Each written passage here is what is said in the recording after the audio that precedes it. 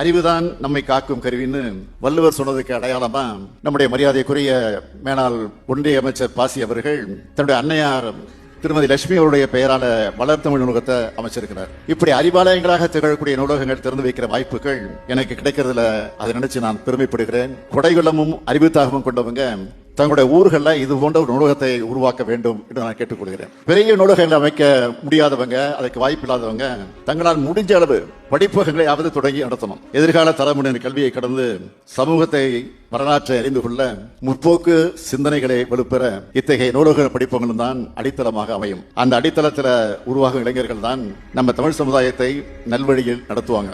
சென்னை அண்ணா நூற்றாண்டு நூலகம், மதுரை கலைஞர் நூற்றாண்டு நூலகம், கோவையில் அமைய உள்ள தந்தை பெரியார் நூலகம், திருச்சியில் அமைய உள்ள நூலகம் தமிழ்நாட்டுக்கு அடையாளமா பெருமையை சேர்க்கக்கூடிய அடிப்படை வழங்க போகிறது. நீங்க அமைக்கிற நூலகம் படிப்பங்களும் உங்க ஊருக்கு அடையாளமா அது பெருமையாக அமையும். தமிழ் சமுதாயத்தை மேம்படுத்தும், தமிழ்நாட்டை வளப்படுத்தும், தமிழ்நாட்டு மாணவ மாணவியர்கள் இளைஞர்கள் அனைத்து துறைக்கும் தகுதிப்படுத்தும்.